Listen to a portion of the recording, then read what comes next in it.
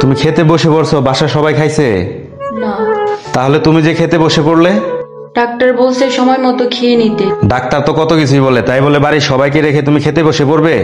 দায়িত্ব জ্ঞানহীন মেয়ে কোথাকার। শুনছো, আমি কদিনের জন্য বাবা বাড়ি যাব। এই বিষয়ে আমি কিছু বলতে পারবো না, যে মাকে জিজ্ঞেস করে যাও। মা, আমি কি দুদিনের জন্য বাবা বাড়ি যাব? 2 দিন পরে পরে কিসের বাবার বাড়ি? যাও এখান থেকে।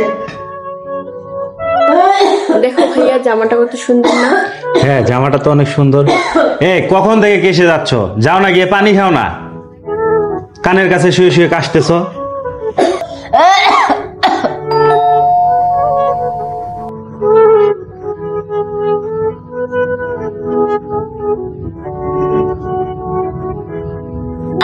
আল্লাহ, কত জ্বর আসছে।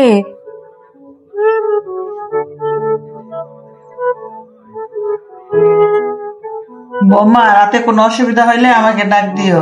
ঠিক আছে মা। ভাবি, ভাইয়াকে ওষুধটা খাইয়ে দি।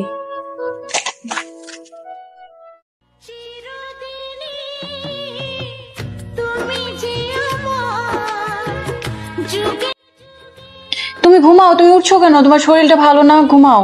সবাই কোথায়? সবাই চলে গেছে। কয়টা বাজে? তুমি এখনো জেগে আছো? রাত 4টা বাজে। সবাই ঘুমাই পড়ছে, তুমি এখনো ঘুমাও নাই?